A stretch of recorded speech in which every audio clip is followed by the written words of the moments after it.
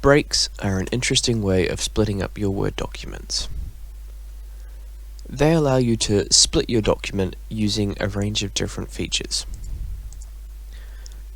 Types of breaks include page breaks, column breaks, text wrapping breaks, next page, continuous, even page, and odd page.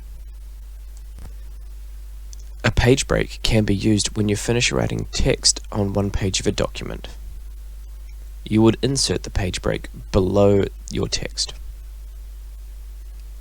Your cursor would then move on to the next page and you would not be able to write any other text underneath that page break on the previous page.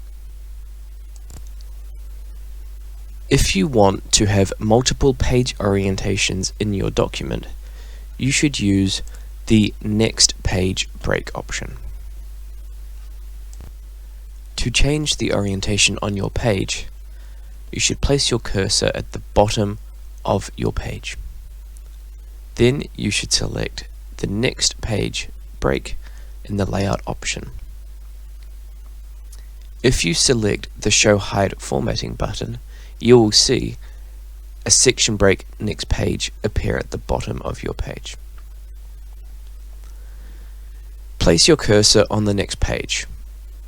In the Layout tab, find the Orientation option and change it to Landscape.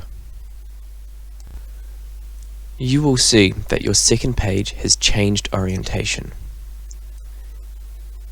The rest of the pages in your document will have changed orientation too. You may only want one of your pages to be in a landscape orientation.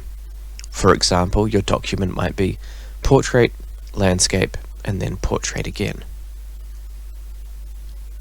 To get your document into this layout, you would put another next page break at the bottom of the page that is now Landscape. You would then put your cursor on the next page and change the orientation back to Portrait.